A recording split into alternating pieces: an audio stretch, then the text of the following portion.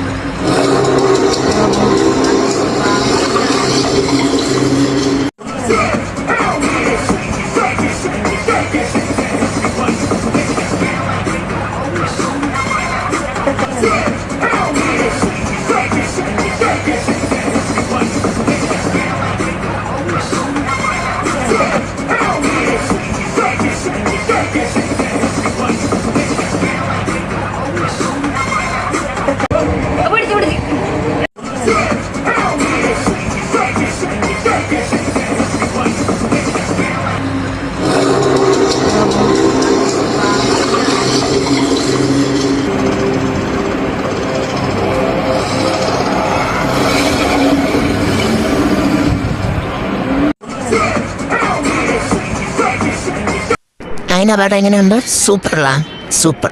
സ്വയം പറഞ്ഞു അതിനെ പറഞ്ഞു പാട സൂപ്പറാണ്.